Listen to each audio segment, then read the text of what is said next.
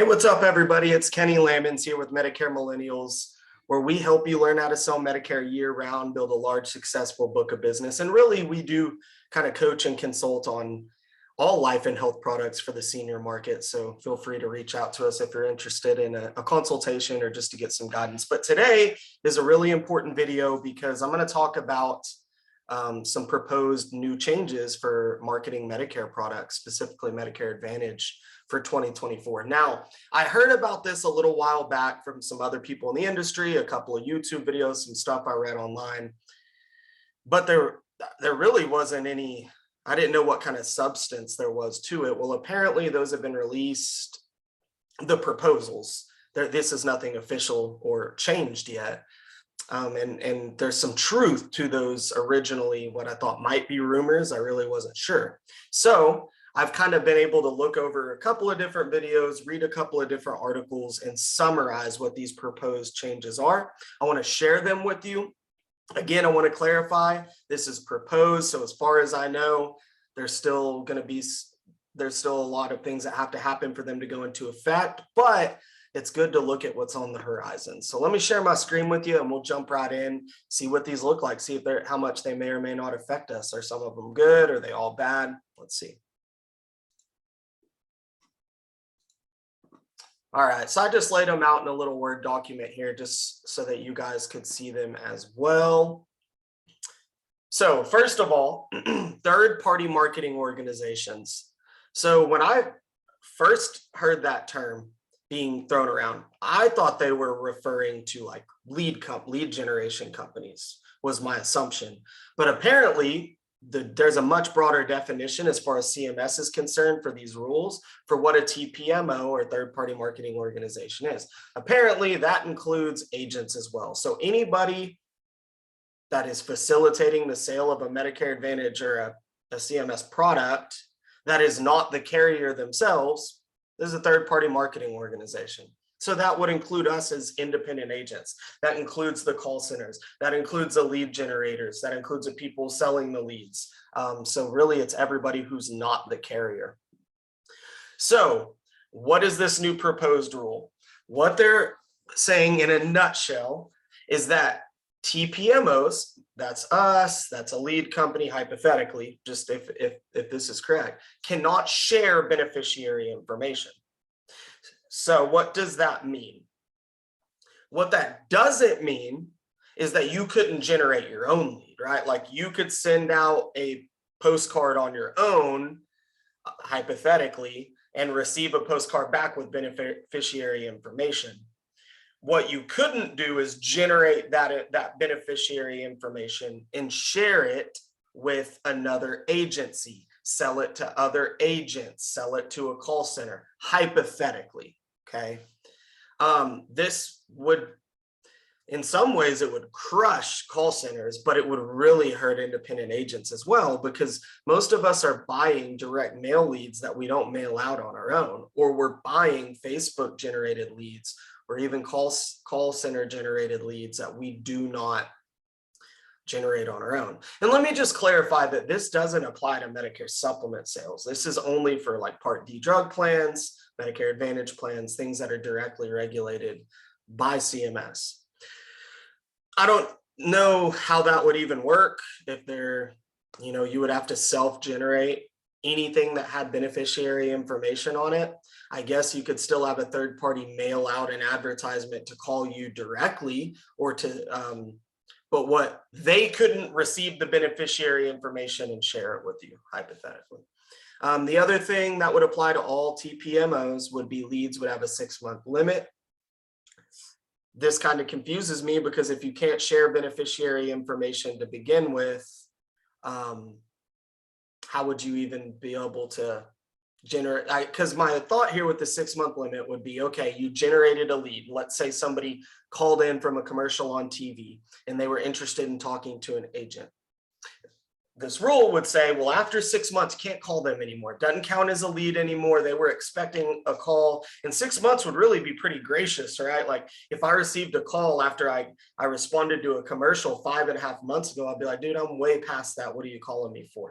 So 6 months is gracious enough. So I get that idea, but if you can't even share beneficiary information between TPMOs, I'm not quite sure how that would work, because if I generate that lead on my own and I get information of a beneficiary, I guess that's where it would apply, that you can't continue to reach out to them unless they fill out a new lead after 6 months. Again, guys, I am not in any way related to CMS. Like, I don't have the inside knowledge, insider knowledge. I don't know anybody on the inside. So I'm just kind of sharing with you guys what might be on the horizon. So you're going to have to dig into this a little deeper on your own and interpret it as best as you can. The second thing that I heard was that they'll bring back the 48-hour rule when it comes to scope of appointments. Now, actually, I didn't begin doing Medicare Advantage until 2019, I think it was the end of 2019. So I've never really had to deal much with the 48-hour rule. But in a nutshell, what scope of appointments, annoying enough as it is, but what they're saying is 48 hours before you conduct the sales appointments, when you actually present plan benefits, you had to have had a scope of appointment signed 48 hours ahead of time.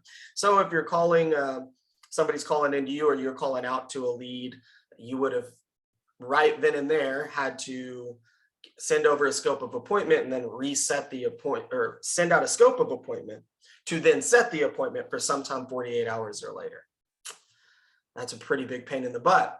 That's also really hard for a face-to-face agent, because if I meet somebody face-to-face, they want to deal with me, I have to give them a scope of appointment right then and then book the appointment at least 48 hours later. I really don't even understand who this helps. I can see where they're trying to go with the TPMO stuff, right? Like, cannot share beneficiary information, because really I think they need to do way more to curb back and rein in these call centers. It's just absurd the way that they're able to operate.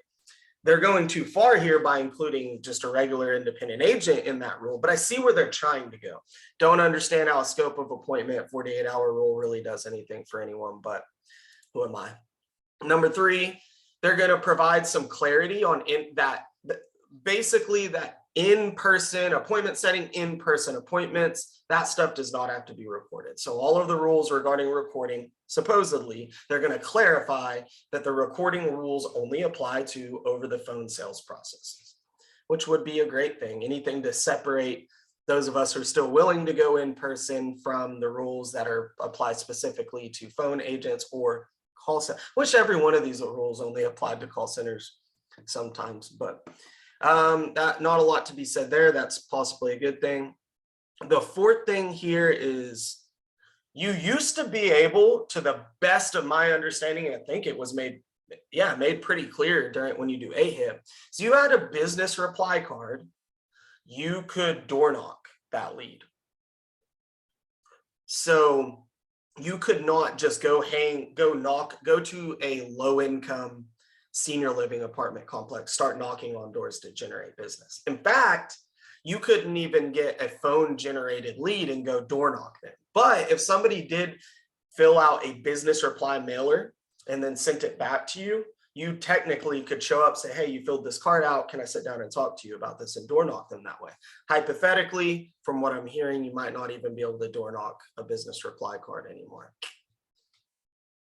Again, see, what I've heard some people say in response to this is, well, if you're just advertising for someone turning 65 or more geared towards Medicare supplements, you don't really have to worry about that because that's not regulated. If you don't sell Medicare Advantage, you're right, this wouldn't apply to you. But if you sell Medicare Advantage and you door knock a lead, even if it was kind of geared towards Medicare supplements or something very generic, there's still gray area there where if you end up selling a Medicare Advantage plan and somebody dug into it, I guess technically you could be breaking the rules there because you sold a Medicare Advantage by door knocking them. That's something to think about. That's odd. Number 5 here is complaints would be proactively handled by CMS, more proactively. So yeah, from what I understood in the past, let's say somebody complained on you, it would go to the carrier. And then barring some, unusual situation, the carrier has their own process set in place on how they handle those complaints. So just like they talk about when you go through each carrier's product training, they have disciplinary actions set in place that are allowable and that they're supposed to be doing based on CMS. And if you think about it, only these large carriers really have the staffing and the manpower to handle all of these complaints. Now, I'm not saying they do a great job of it, but it's hard for me to imagine how CMS, a government program that does not have near as much manpower as these carriers, is going to be able to realistically proactively handle all of those complaints. But if you just avoid getting complaints and you do things right as best as you can, hopefully none of that will apply to us anyway. But if CMS does have their hands involved, I don't think they'll do a very good job managing the sheer volume. And it would worry me that they would want to lay the hammer down more often just to kind of establish their authority in this area. Not that they didn't already have ultimate authority in a complaint, but they weren't the one. They were trusting the carriers to manage it. Now they would be more intimately involved. So we'll have to see what that looks like.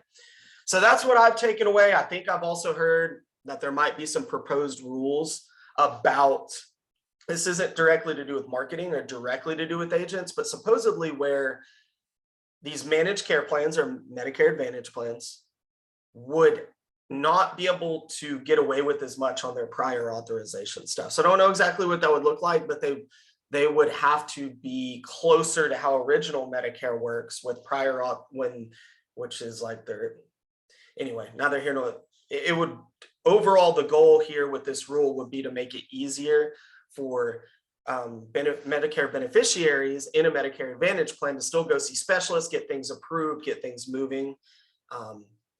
I'm sure they're going to get a ton of kickback from the carriers, so I doubt that'll ever go through. But if it does, I guess there's some good there, because we want to be able to sell a plan that we don't get calls saying that our carrier won't approve this or authorize this surgery that I need. I mean, anybody who's been in the business long enough, they've had that phone call from a client on a Medicare Advantage plan, and it's not fun. It's really not fun. So anyway, this video has been long enough, guys. I just trying to keep y'all in the loop. If you're in this business and you know more, like more details about these proposed rules, please share in the comments. I'd love to know more myself. Y'all have a great day.